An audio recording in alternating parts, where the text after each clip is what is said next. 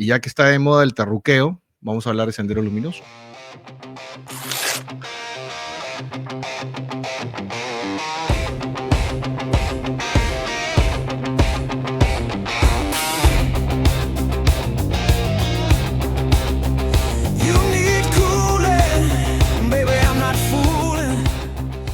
La base filosófica de Sendero es marxista, leninista, maoísta y lo que llaman ellos pensamiento Gonzalo o pensamiento guía. ¿Cómo se come ese arroz con mango? Vamos a tratar de aterrizarlo y hacer algunos resúmenes bastante groseros, pero que nos ayudan a que la gente que está escuchando nos escuche y nos entienda bien. Marx tenía algunos postulados. Una vez más, resumen grosero. El ser humano se explota a sí mismo, es decir, hay seres humanos que explotan a otros a través de en el fondo de la propiedad privada. Es decir, aquel que es dueño de algo, que vamos a llamar en este caso medios de producción, puede utilizar ese algo, que es un capital o una industria, una empresa, para contratar a otras personas y que a través de ese trabajo se cree algún tipo de capital, de bien, y en el comercio, en el intercambio de ese bien, el dueño del capital va a ganar algo. Vamos a hacer un ladrillo, ok, necesito tanto en materia prima, en mano de obra, tiempo, el ladrillo te cuesta 10 soles ladrillo producirlo, lo vendes en 15, 5 es la ganancia, eso le vamos a llamar plusvalía, para Marx la plusvalía es un delito, es un crimen contra la humanidad. Porque todos los que son parte de ese proceso deberían ganar lo mismo y no solo el tipo que tiene el capital y que que produce, en teoría es el dueño de la producción. Entonces, eso genera que los mismos seres humanos esclavicen unos a otros.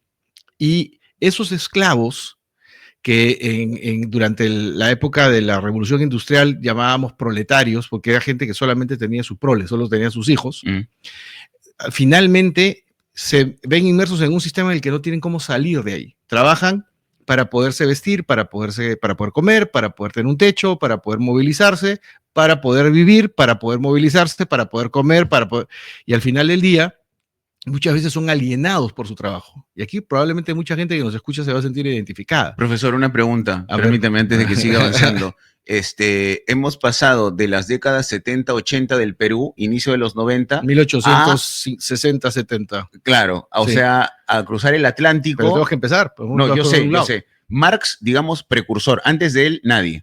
Bueno, la idea de la comuna existe desde hace, yo diría, miles de años. El mismo Jesucristo vivía en una especie de comunidad, los esenios, en que para no preocuparte de las cosas, sino preocuparte en cómo tienes comunidad con el sur superior, con la divinidad, las cosas no le pertenecen a nadie, sino que son de todos porque a nadie realmente le importa. O sea, tratan de no darles importancia a las cosas y entonces simplemente al no tener apego por las cosas, y ya estamos yendo un poco al budismo, no es que no le pertenezcan a nadie, sino que a nadie le importan, que no es lo mismo. Entonces, hay cosas que se utilizan en comunidad y por lo tanto ni siquiera es un tema si son o no son de alguien. Esa idea de la comunidad y que no hay apego a las cosas es antiquísima. No. Esto es otra cosa. Marx lo que hace es estudiar una circunstancia especial en Europa que no ha sucedido antes. La gente que vive en el campo empieza a mudarse a vivir a las ciudades porque los que son normalmente tallercitos, pequeños centros de manufactura, empiezan a industrializarse. Entonces, un zapatero que hacía un solo zapato en una semana, de pronto puede contratar 10 personas y hace 1000 zapatos en un mes.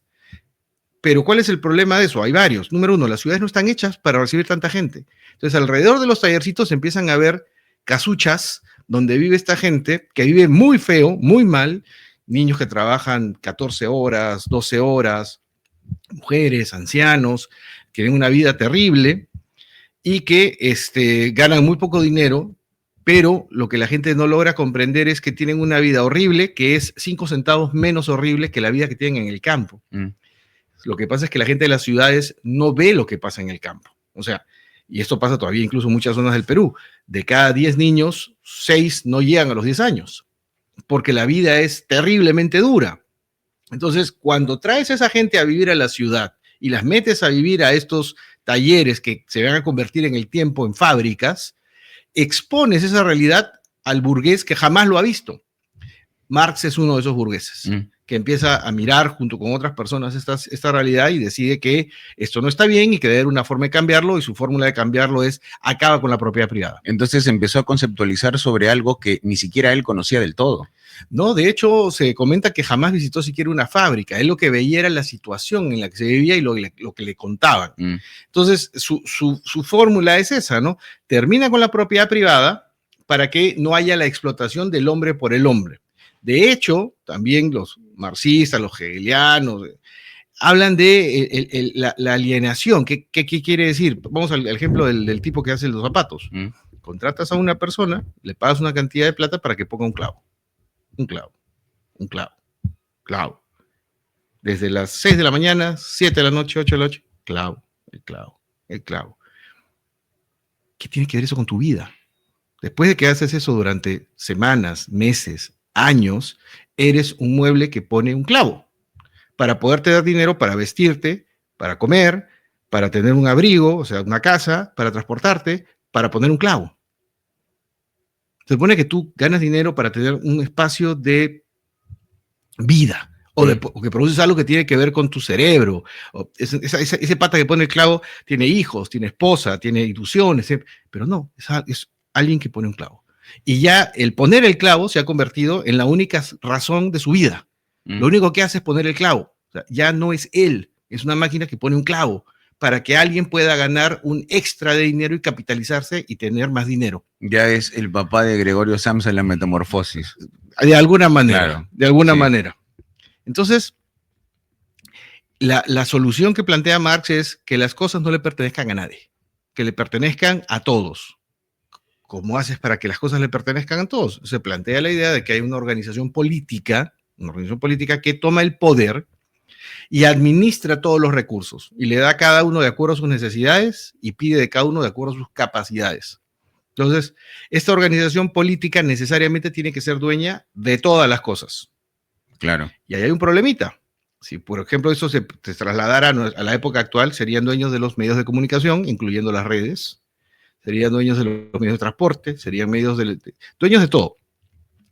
¿Quién es esa organización? El Estado, con un solo partido. En este caso sería el Partido Comunista.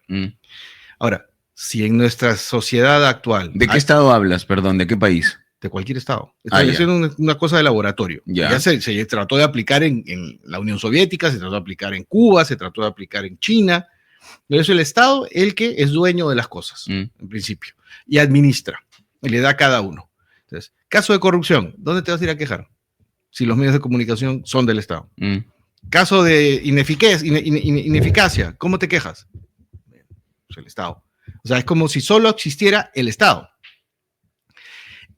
Hasta ahí vamos con Marx. ¿Ya? Ahí agarramos a Marx. Claro. Luego tienes a alguien que agarra las ideas de Marx y dice, yo las voy a aplicar aquí, que va a ser Lenin.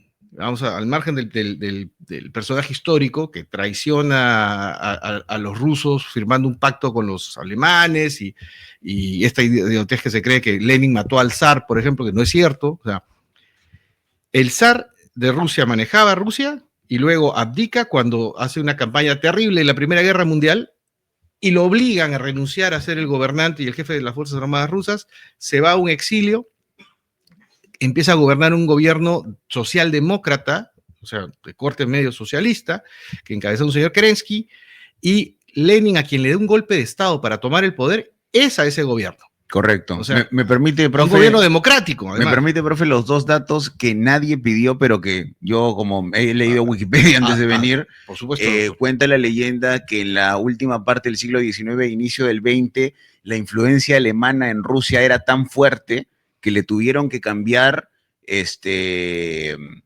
nombre de la ciudad San Petersburgo a Petrogrado. Así es. Y ojo, dato número 2, justamente creo que estamos en el momento en que terminan los Romanov y es la Revolución Rusa. 1917. Correcto. Exacto. Entonces, Lenin tiene un pequeño problema respecto a las enseñanzas de Marx. Marx dice que inexorablemente la historia nos lleva del comunismo primitivo, que es cuando todos compartimos todos porque somos nómades, cazadores y recolectores y no tenemos cosas porque como estamos yendo de un lado a otro, nadie va a cargar pues como una tortuga con todas sus cosas. Vas a pasar a los imperios esclavistas, Roma, Grecia, Persia, al feudalismo, y vas a pasar por una serie de etapas donde vas a terminar llegando al capitalismo, y vamos a estar en esta situación de la que hablamos, de que hay el amo y el esclavo, ¿no? Entonces uno ve cuál es, si es amo o esclavo, o si es proletario, o si es dueño de los medios de producción, y vas a asumir tu clase. Entonces, cuando tú asumes que tú eres del proletariado y crees que estás siendo sojuzgado por aquel que es dueño de los medios de producción, tomas conciencia de clase y te das cuenta que en verdad él no tiene el poder, sino lo tienen los que producen realmente. Y si todos los que producen toman conciencia de clase y se organizan, pueden derrotar al dueño del medio de producción, tomarlos y volverse ellos los que conducen los destinos de su propio futuro, tomando los medios de producción siempre, y esto Marx es muy claro con eso, a través de la violencia. La violencia es la partera de la historia, solo a través del fusil, porque los medios de producción no te los van a entregar los dueños de los medios de producción gratuitamente. Necesariamente, Marx nos dice, tiene que haber violencia.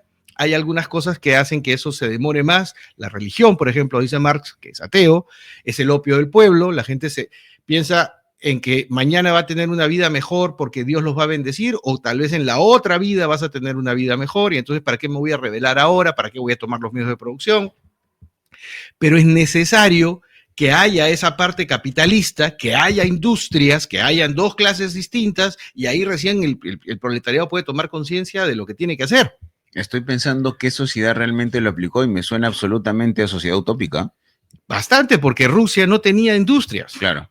Entonces, Lenin va a decir que en ese caso es el campesinado, que ni siquiera era realmente un campesinado libre, sino era la servidumbre, los siervos, que es una especie de sometimiento a la tierra, se acababa de abolir hacía poquito. Entonces, la cosa es que Lenin va a tomar el poder, pero va a hacer una propuesta interesante que posteriormente se podría aplicar a lo que nos dice de alguna manera la doctrina senderista acá, que es,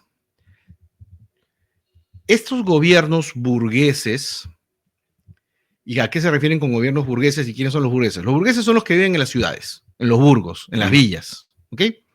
Y el principal enemigo de estos movimientos son los pequeños burgueses. ¿Y quiénes son los pequeños burgueses? Aquel que vive en una ciudad y sueña con su departamentito. El día de mañana ya voy a poder comprarme una hipoteca y me compro mi departamento, o me puedo comprar mi carro, o me puedo comprar mi par de zapatillas, o me puedo comprar mi camisa nueva. Esa forma de pensamiento es detestable para un marxista, leninista, maoísta o pensamiento guía. Pues. O sea, conoce la plusvalía, pero sus ingresos no le permiten acceder. Tiene plusvalía, pues tiene un trabajo, claro, gana dinero, y con ese dinero piensa en darse esas pequeñas ventajas, ¿no? Bueno, tú deberías pensar no en tus zapatillas, sino cómo hago que todo el mundo tenga calzado. No en tu departamento, sino cómo hago para que todo el mundo tenga casa. No en tu automóvil, cómo hago para que todo el mundo se transporte. Porque de lo contrario, estás en tu mundito egoísta, absurdo, que le hace el juego al sistema y no eres útil para la causa social, que significa que todo el mundo pueda tener estas pequeñas cosas. Entonces, ese pequeño burgués es el mayor enemigo de un senderista, de un marxista, de un leninista, de un maoísta. Entonces, ese pequeño burgués además vive engañado, porque piensa que está en una sociedad en la cual, por ejemplo en el Perú, cada 5 años tú vas a votar por un presidente, congresista, alcalde, gobierno regional, lo que tú quieras. Claro. Y que con eso puede ser que cambie el sistema y cambie para mejor y tengamos una sociedad más desarrollada. Entonces, un marxista, leninista, maoísta, pensamiento Gonzalo te diría, eso es una máscara, es un engaño, no es verdad. Y la mejor manera de demostrarte que no es verdad es que cuando hay elecciones, hay 4 o 5 grupos de poder en el Perú, o 20, o los que tú quieras, que son los que manejan el país. Y te lo demuestro. Le compran las campañas a cada uno de estos candidatos, o cuando ya son elegidos, los sobornan para que legislen y gobiernen en favor de esos grupos de interés y no del pueblo.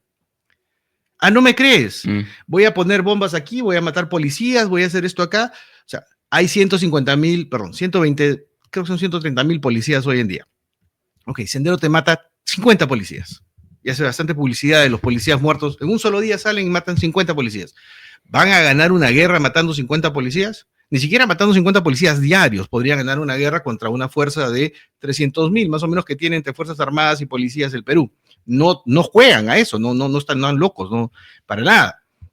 Pero la represión que va a generar esos actos de terror busca desenmascarar a este Estado que ellos llaman corrupto y decadente. ¿De qué manera? Nosotros como sociedad, ¿qué es lo que decimos que somos? ¿Dónde está el marco general de lo que aspiramos a hacer y de lo que defendemos? ¿Cuál es nuestro pacto social básico? ¿Cómo se llama? Estoy seguro que lo sabes. Es una gran pregunta. Soy el alumno de primer ciclo, profe. No, sí lo sabes, estoy seguro que lo sabes. La Constitución. Exacto. Ahí está, ahí sale qué es lo que somos. Primero, artículo primero. La dignidad de la persona humana es el fin supremo de la sociedad y del Estado. Todos tienen el deber de protegerla y respetarla. O sea, como sociedad decimos que el individuo y su dignidad es la aspiración que nosotros tratamos de cuidar al máximo. No es una cosita chica, es importantísimo. Nada menos. O sea, cualquier ley que se haga debe tener esa aspiración. Pero el artículo 2 es casi una copia de la Declaración Universal de los Derechos Humanos, que dice: nadie puede entrar a tu casa sin una orden judicial. Nadie te puede detener sin una orden judicial. Nadie te puede torturar. No hay pena de muerte en el Perú, no te pueden matar. Nadie te puede juzgar con un juez que no sabes quién es. O sea, un juez sin rostro, entre otras cosas. Después de que han matado 50 policías, ¿qué pasa si un policía o alguien del ejército entra sospechando que hay un potencial senderista en una casa a las 3 de la mañana y rompe la puerta de una casa sin orden judicial? Se lleva a esa persona sin orden judicial, lo tortura sin orden judicial, se le pasa la mano y lo mata sin orden judicial, porque para eso no hay, evidentemente, o termina siendo juzgado por un juez sin rostro, todo en nombre de los derechos humanos. Profe, una pregunta. Y de la Constitución. Y entonces, ¿para qué el estado de emergencia? Si esto ya lo que el tú estado mismo... de emergencia no te autoriza a hacer esas cosas. No, yo sé, pero, o sea, sin estado de emergencia igual todo esto se vulnera. Puede siempre pasar. Es que estoy diciéndote qué es la justificación que da Sendero.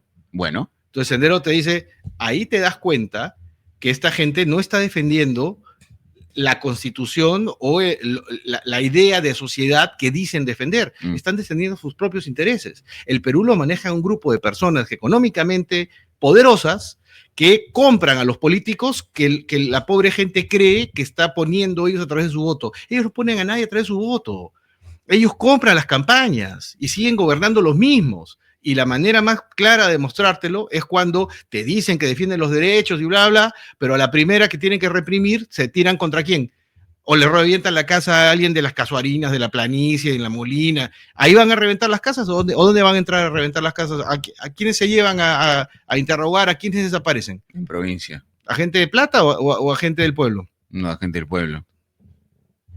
Ahora, tiene razón Sendero cuando dice que en el Perú los grupos de interés económico tienen un poder económico que hace que pasen por encima de las necesidades del pueblo. Tienen razón cuando dicen que corrompen a los mandatarios, a los alcaldes. ¿Tienen razón?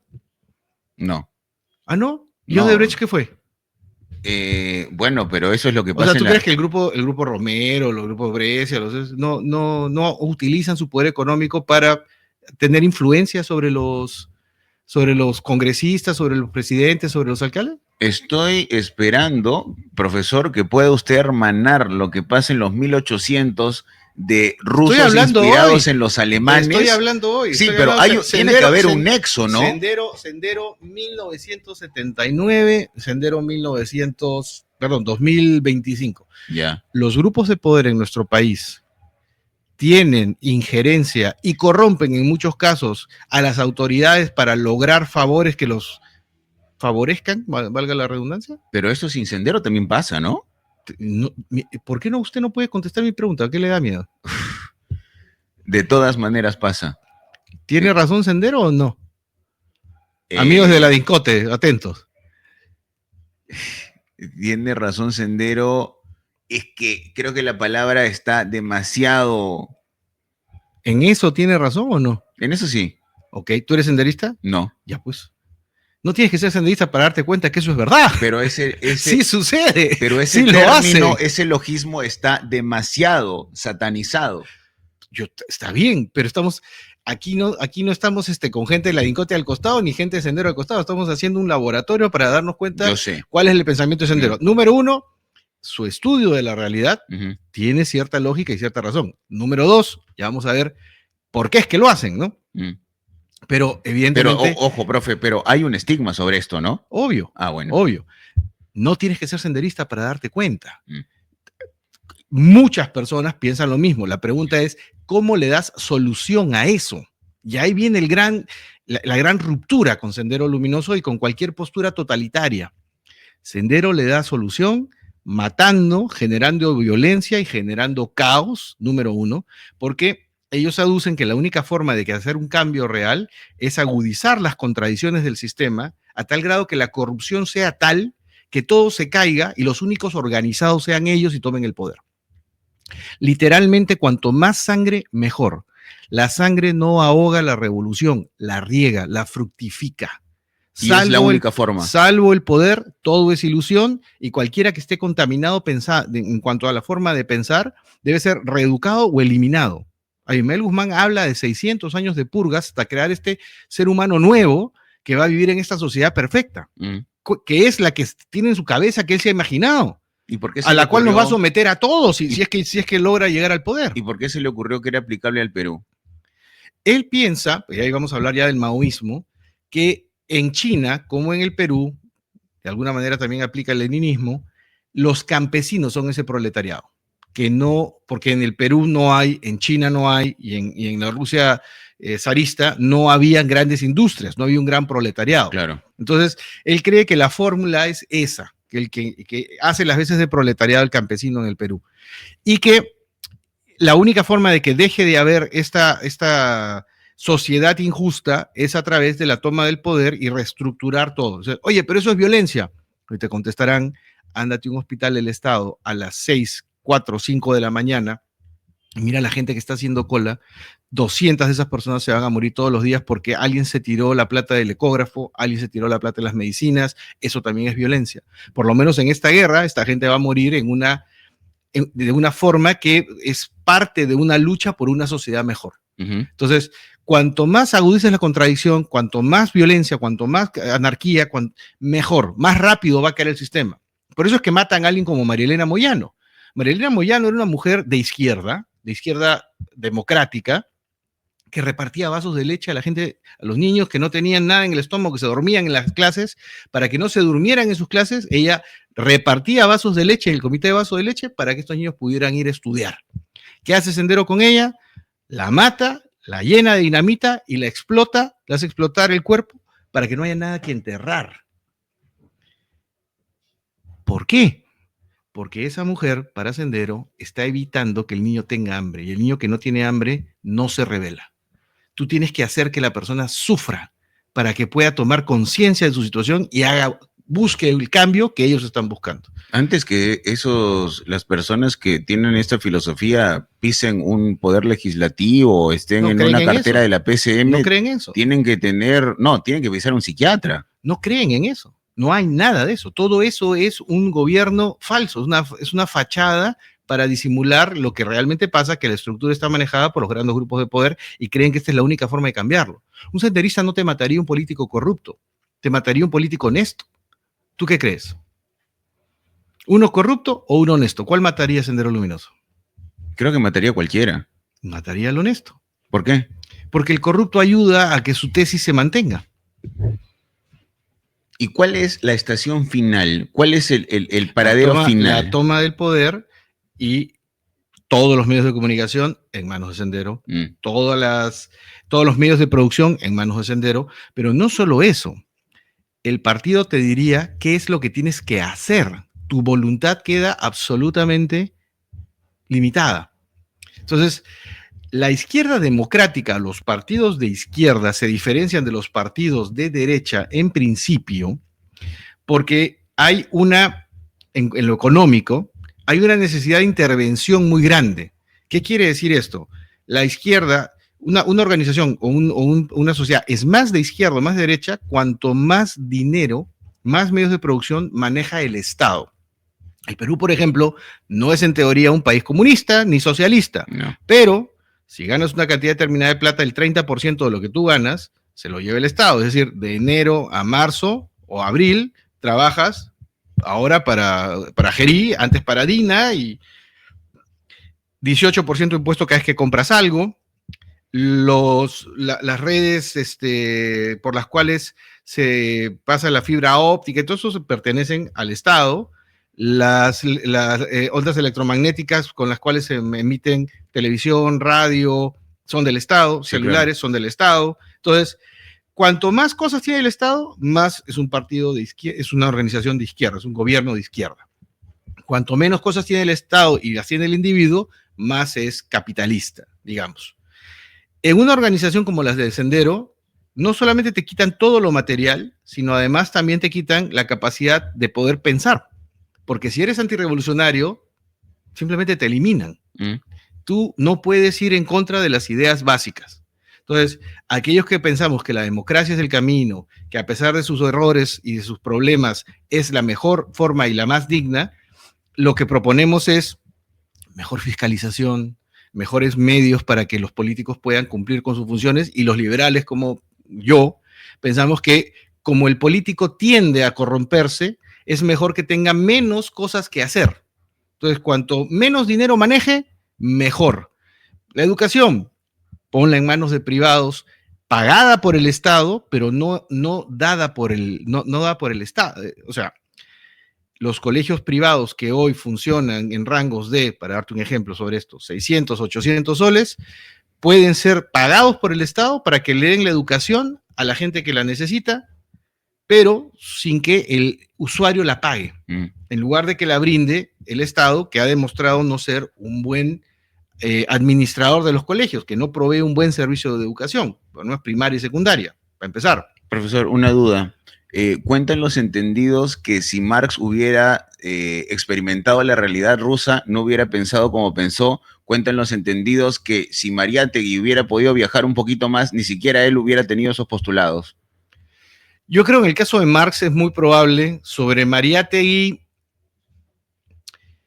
yo creo que Mariátegui era muy intelectual y no contrarrestaba datos con la realidad, ¿no? Aparte vivió en un país muy, muy distinto, ¿no? El Perú de Mariátegui era, pues, absolutamente preindustrial, no había ni punto de comparación con lo que había vivido Europa, ¿no? Claro, me refiero a si hubiera podido cruzar el Atlántico, ¿no? Sí. O sea, él tiene la oportunidad de viajar un poco, pero ya estaba cojo.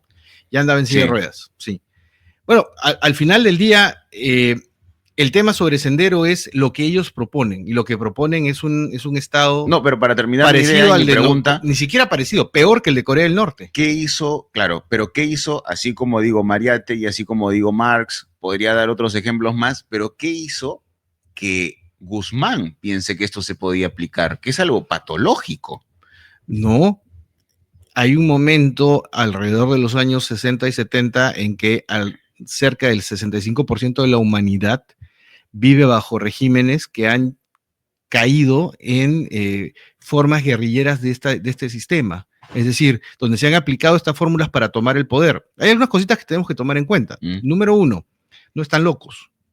Esto responde a una lógica política llamada administración de poder, que ha funcionado muchísimas veces. O sea, se tomó el poder así en China, 1.400 millones de personas. Se tomó el poder así en Rusia y se convirtió en Unión Soviética, más el bloque soviético. Sí. Se tomó el poder así, o hemos tenido guerrilleros en Centroamérica, Argentina, Chile. O sea, hay una gran cantidad de países donde la fórmula funcionó para tomar el poder. Para tomar el poder, claro. Exacto. Ahora, una vez que lo tomaron, lo más parecido que hemos tenido en el mundo a Sendero Luminoso es Camboya. Y en Camboya entró un movimiento hiperradical manejado por Pol Pot que asesinó a un cuarto de su población porque los consideraban contaminados. No estaban en capacidad de poder llegar a esa nueva sociedad a que ellos aspiraban. Y los mataron con machetes y martillos para no gastar en balas. Sendero es más radical que eso. O sea, es una de las cosas que en el Perú no nos hemos dado cuenta, pero en el mundo los estudiosos de esto dicen, no hemos encontrado algo más radical que estos patas. Y entiendo que en ese mundo. Guns N' Roses tiene una canción que se llama Civil War. En Civil War parafrasean a Sendero Luminoso. Hay una parte en la que, en medio de los coros de la canción, dicen literalmente: nosotros practicamos el aniquilamiento selectivo de autoridades para crear un vacío. Luego llenamos ese vacío. A medida que la guerra popular avanza, la paz está más cerca. Tú lees en el disco, dicen Shining Path Guerrilla Movement Perú. O sea, la cantidad de material que se ha hecho estudiando la filosofía senderista es alucinante. Yo tengo muchas discrepancias con el señor Gorriti, pero si alguien quiere entender mejor a Sendero Luminoso y le gusta el fenómeno, es para alguien que recién comienza. No es un libro chico, es un libro como de 250 páginas, pero Sendero Luminoso, Historia de la Guerra Milenaria del Perú, creo que es lo mejor que se ha escrito sin ser muy detallista, para comprender y entender qué fue Sendero Luminoso. Y es impresionante cómo llegaron a tener, calculo yo, unos 20, 25 mil personas en armas, y que en algún momento se pensaba que el Perú podía ser un estado fallido, porque había zonas liberadas donde Sendero era la autoridad y que podían llegar a haber tomado el poder. Y entiendo, profe, que cualquier victoria de este bloque, digamos, a los que querían aplicarlo en la realidad nacional, era como una postal de una batalla ganada. O sea, yo calculo, los hermanos Castro derrotando a Batista, otra buena postal. Para Sendero, Fidel Castro es un capitalista. O sea, así de radicales son. Sí, claro. Ellos los llaman revisionistas. ¿Por qué revisionistas? El marxismo tiene una gran escisión después del gobierno de Stalin. Cuando Stalin muere, entra Nikita Khrushchev a gobernar y cuenta, en una sesión teóricamente secreta, denuncia todos los abusos de Stalin. Ahí hay una gran división entre los que se convierten en la izquierda democrática, que dicen que a través de las urnas pueden llegar al poder para implementar políticas de izquierda, y los que dicen no, solo a través de la revolución. Y se vuelven más sangrientos y más. Entonces, a aquellos que reinterpretan a Marx y que dicen no necesito las armas, cuando Marx dice literalmente el poder nace del fusil, igual que Mao, aquellos que cambian esa parte de la doctrina son considerados revisionistas. Y los revisionistas deben ser aniquilados de la misma manera. Cualquiera que no lleve la doctrina así de radical, Sendero los considera revisionistas. MRTA, revisionista. Partido Unificado Mariateísta, el PUM, revisionista. O sea, toda la izquierda legal, los primeros a los que Sendero va a atacar son la izquierda legal, por hacerle juicio a la democracia, a la falsa democracia burguesa, como la llaman ellos, ¿no? Entonces, las generaciones recientes no han conocido lo que conocimos. Creo que tú llegaste a pasar apagones, a pasar atentados, que pases por un sitio y todo está destrozado porque acaba de reventar un coche bomba. Pero lo verdaderamente peligroso era que llegaran a tomar el poder. Una gente realmente no loca. Y otra cosa, no actúan por odio. Ellos sienten que lo que tienen es amor por su país, por la sociedad nueva que quieren hacer. O sea, si no conoces a tu enemigo es difícil que lo puedas vencer. Un amor enfermo, el amor del que mata a la novia para que no esté con nadie más porque nadie la va a poder querer tanto, ¿no? O algo así. Pero sí. ¿Y por qué, si es que no habían demasiados ejemplos buenos, Guzmán puede pensar que esto es aplicable en el Perú?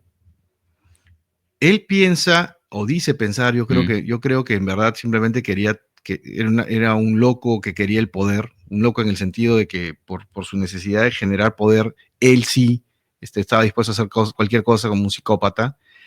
Él cree que para el año 79 las condiciones para iniciar la lucha armada están dadas. Hay mucha gente que dice, pero el 79 es el año en que se da la nueva constitución, dejamos al ejército, vamos a la democracia. O sea, es el último momento en que alguien podría pensar, ahora es cuando hay que iniciar la lucha armada, cuando tienes el camino libre, pues a través de los medios democráticos. Pues lo que dice, eso es mentira. Esa es una falsa democracia. Pero es un sistema que engaña al pueblo. Hay que demostrarle al pueblo que eso es mentira. Por eso es que una de las primeras cosas que hace es quemar su libreta electoral, en esa época era la libreta electoral, el pueblo de Chuschi, y quemar las ánforas con los votos. Pero, profe, creo que ese sí es el momento indicado, porque claramente los militares no hubieran dejado subsistir a Sendero. No, hay un momento donde le preguntan al propio Belaúnde, cuando esto recién arranca en su génesis, en su prólogo, ¿no? Y él dice, estos muchachos son ladrones de ganado, sí. Nunca van a llegar a Lima. Si no se entendía lo que significaba Sendero Luminoso. Ojo, ni Velasco ni Morales Bermúdez los hubieran dejado progresar tanto. Y ojo, entre Velasco y Morales Bermúdez, o sea, había una pequeña... uno es tan zurdo que le compraba armas a Rusia y el otro es tan derecho que estuvo metido en el plan Cóndor. Entonces, sí, es bravo. Pero ahí vemos pues que ellos insisten con esta idea de que la democracia no es el sistema porque no existe realmente una democracia.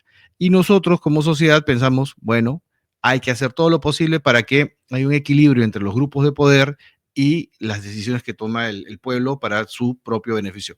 El camino es lento, pero es un camino de paz, es un camino donde podemos entendernos, podemos tener más armonía con todos los problemas que pueda tener. Sí, hay corrupción, sí, pero los presidentes que se corrompen van presos, se demora, sí, pero al final del día es la única forma en la que nosotros podemos desarrollarnos como sociedad, porque la otra simplemente es andar con un cañón en la sien, en manos de una persona que se cree dueño de la verdad absoluta, que no se puede cuestionar y donde no hay el canal necesario para podernos desarrollar, sin contar con el problema principal que tienen todos los regímenes socialistas, que es que del saque te quitan la posibilidad de poder desarrollarte porque no importa lo que tú trabajes, siempre vas a ganar lo mismo. O sea, hagas lo que hagas, el fruto de tu esfuerzo se lo va a llevar el sistema para que un político, alguien que administra poder, lo reparta de acuerdo a sus intereses, a su agenda y a sus ideas. ¿Y no es un poco una paradoja que se haya necesitado la Asamblea Constituyente y después la Constitución para que sea el caldo de cultivo perfecto para que inicie esto? Como digo, o sea... No, más bien creo que va por donde tú dices, ¿no? Yo creo que vieron una oportunidad al terminar con la mano dura para poder, en una democracia que es más suave, más blanda, y desgraciadamente eso pasó en los 80s, poder armar un aparato como este, ¿no? Y que tuviera los resultados que tuvo. Finalmente, el hecho de que también fuera tan vertical y que tuviera tanto poder un solo líder, al descabezarlo, generó pues lo que terminó siendo la caída de Sendero Luminoso, ¿no? O sea, probablemente en otro contexto esto no progresaba. No, ¿cómo saberlo? Porque con distintas fórmulas en otros países tomaron el poder. Tomaron el poder, sí, pero no Ahora, sé... mira, China es un caso interesante. Bueno. Porque en China tampoco había proletariado.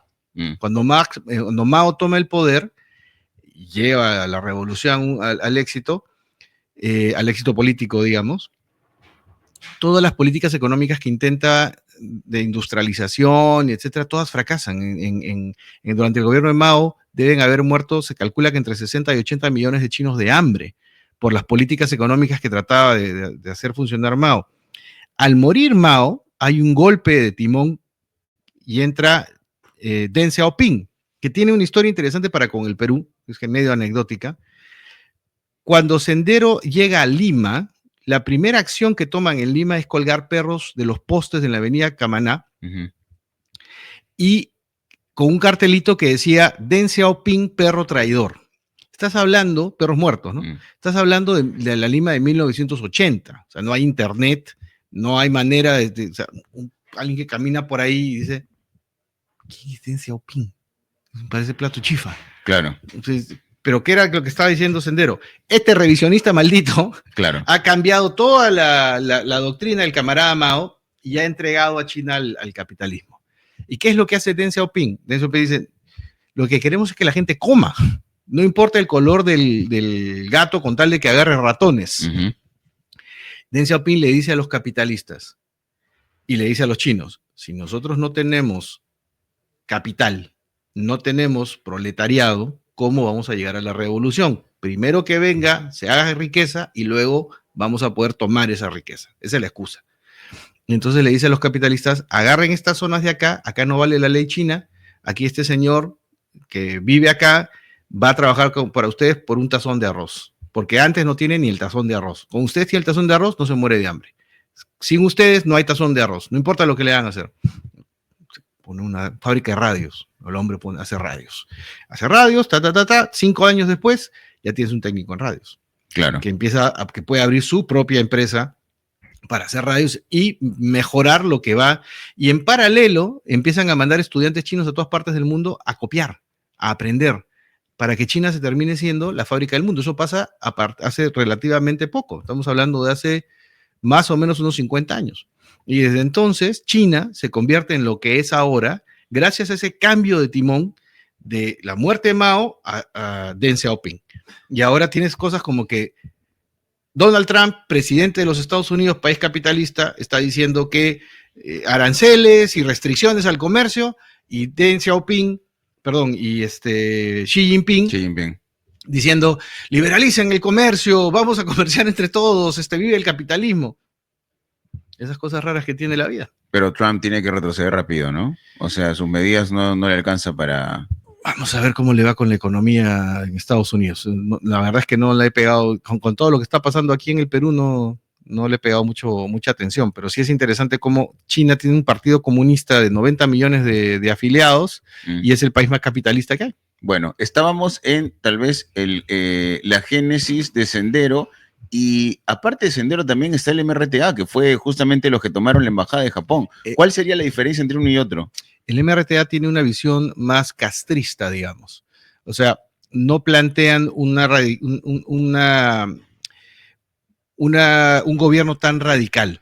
Es más bien, de repente hasta le podríamos decir trotskista, ¿no? La diferencia entre Stalin y Trotsky es que Stalin no se detenía a pensar cómo convencerte de que el socialismo era la vía, sino que o te enfilabas o no te enfilabas.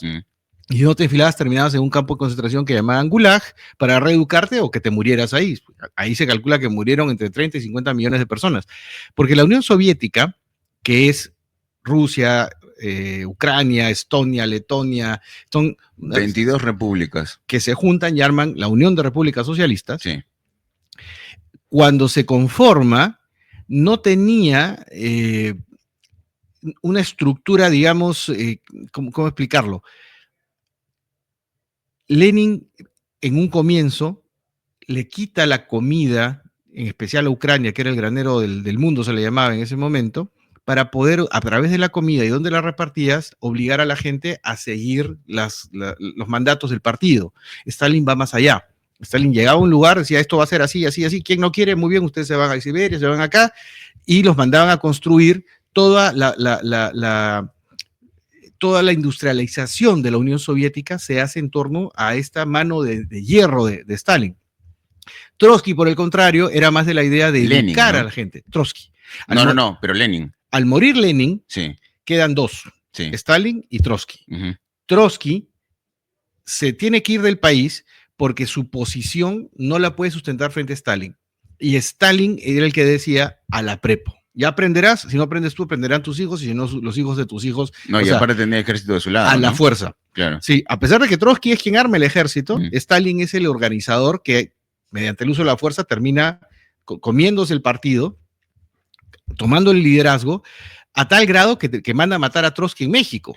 O sea, no solo lo bota del país, sino que simplemente lo persigue. Entonces, yo diría que la gente del MRTA tiene una doctrina más trotskista, en el sentido de que son más de querer lograr convencer a la gente, a la masa, versus Stalin, que no quería tratar de convencer a nadie, sino que te obligaba a que las cosas se hicieran como él pensaba que se debían hacer. Sendero es Lenin. Sendero es Lenin y es Stalin.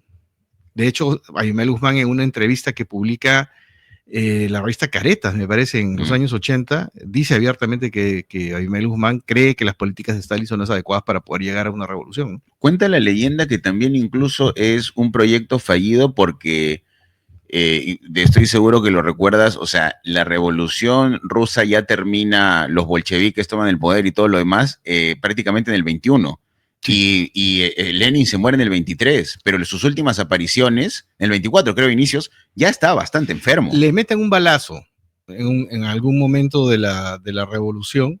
Recuérdate que, o sea, con Lenin tampoco es que Lenin haya sido una palomita, fue un maldito. O sea, Lenin era un 8 millones de personas mueren en Ucrania porque les quitan los alimentos para poderlos repartir de acuerdo a su agenda política. Es un lindo capítulo ese, ¿no? El ejército rojo, el negro y el blanco. Sí, el blanco que apoyaban los países capitalistas, ¿no? Para tratar de sacar a estos miserables que metieron en este saco de sufrimiento a millones de personas, cerca de 70 años. En la Unión Soviética, pues, ha sido probablemente el infierno sobre la tierra para la mayor cantidad de seres humanos fue terrible y es muy, muy malo que la gente no haya, o sea, con todos los medios que hay para que la gente se pudiera informar, que puedan ver que si la gente tiene digamos, que se ve mal al pintor austriaco, eso está multiplicado pues por 500 en el caso de los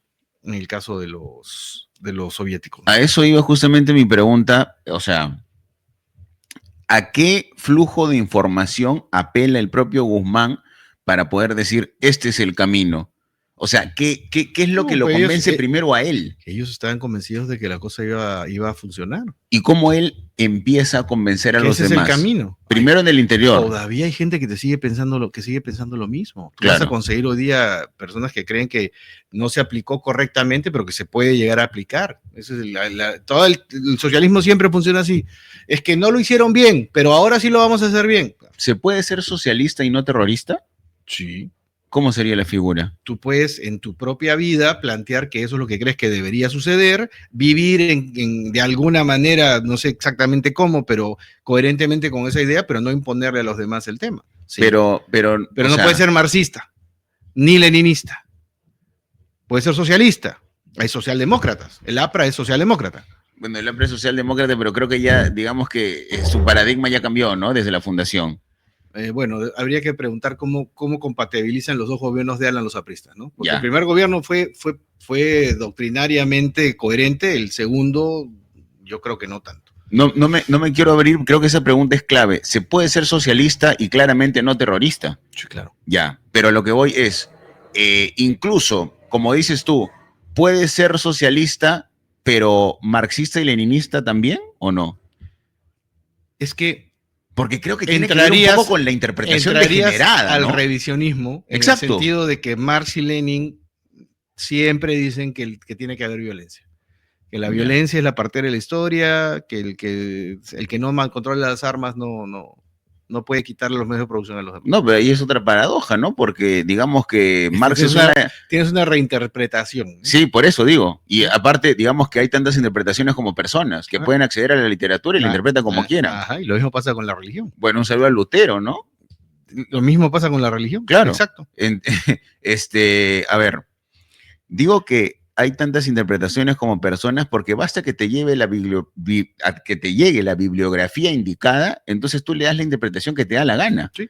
Creo yo, y para avanzar un poco en la línea de tiempo, creo que, no sé si necesariamente en el Perú, pero en muchas partes del globo ya está clarísimo que no es lo mismo políticas sociales que políticas económicas. Y dentro de las económicas, es que tus políticas económicas, si no te permiten hacer políticas sociales, no se pueden hacer las políticas sociales. Para poder repartir algo tienes que tener la plata para hacerlo. Y la plata nace de una política social que genere riqueza, que ayude a que haya riqueza, y esa riqueza se puede redistribuir adecuadamente cuando hayan sectores de la sociedad que así lo merezcan, ¿no? Lo necesiten.